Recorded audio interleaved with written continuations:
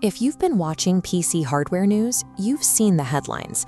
DDR5 prices dropped by up to 30% in the last month, and even older DDR4 kits are finally trending downward.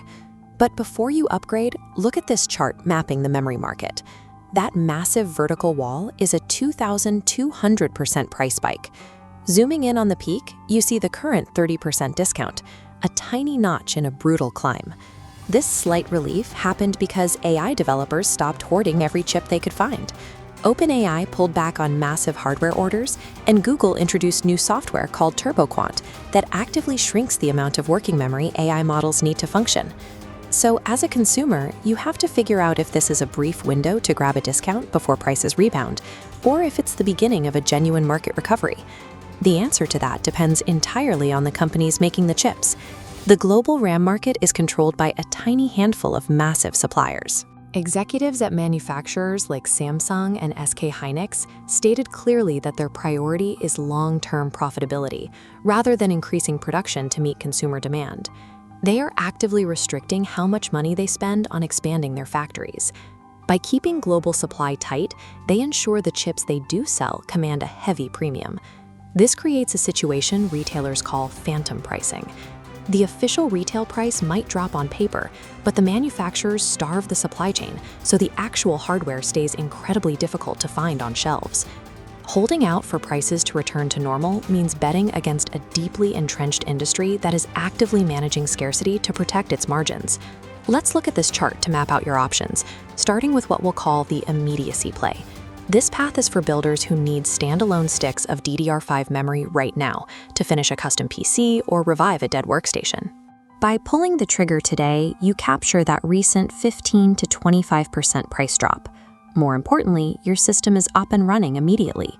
The catch is the math. Even with the discount, you are still paying 3 to 4 times what those exact same memory sticks cost just 2 years ago.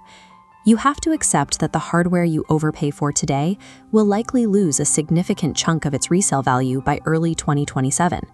Taking this financial hit really only makes sense if your current computer is completely broken, or if its slow speeds are actively costing you time and professional income.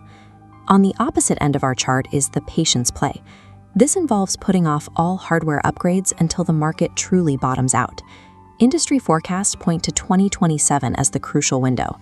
That's when massive new fabrication plants from Micron and Samsung will finally finish construction and begin adding millions of new chips to the global supply. Once that global supply finally catches up to and exceeds the AI demand, you'll be able to buy at the lowest possible price floor. But that means gritting your teeth and living with a slow, frustrating machine for another 9 to 12 months. There is also a hidden risk. If the manufacturers successfully execute their production cuts, you might wait a full year just to see prices sit exactly where they are right now. Patience is only a viable strategy if your current hardware is reliable enough to comfortably carry you through another full year of market stagnation. But what if you don't build PCs?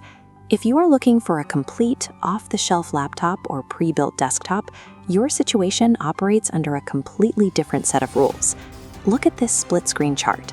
On the left, retail spot prices for individual DIY components are dipping. On the right, wholesale contract prices for massive bulk orders are climbing sharply, projected to spike between 58 and 63% in Q2 2026. Major computer brands like Apple, Dell, and Lenovo negotiate these bulk contracts months before the hardware ever reaches a store shelf. Those ballooning supply chain costs are going to be baked directly into the price tags of the laptops rolling off assembly lines later this year. If you are holding off on buying a new laptop because you saw a headline about RAM prices dropping, you are waiting for a discount that is mathematically doomed. For anyone buying a complete computer, time is working against you. The macroeconomic relief on raw components simply does not apply to the finished goods market. Trying to perfectly time a manipulated market is a trap. The right time to buy depends entirely on your specific hardware needs. Let's map this out. Are you buying a complete laptop or pre-built system or DIY components? If you need a laptop or pre-built, buying now, before rising wholesale contracts make them more expensive. If taking the DIY route, ask yourself, is your current PC dead or unusable? If yes, track the weekly dips and pull the trigger on a mid-range DDR5 kit. By mapping your exact scenario, you strip away the market noise and see exactly what the data dictates for your build. To recap, laptop and pre-built shoppers, lock in your purchase now before back-end markups hit the retail floor. Urgent DIY builders, avoid the ultra-high-speed 7600 megatransfer kits. Those prices haven't dropped at all. Target a solid 6000 speed kit, secure today's minor discount, and move on. And for the value optimizers out there whose systems are still fully functional, hold the line until the first quarter of 2027. Do not let a 20% dip trick you into paying a 2000% markup. Let the new factories open and wait for the global supply to catch up. The best tech investment is the one that fits your specific timeline and respects your budget, not the one trying to beat a broken supply chain.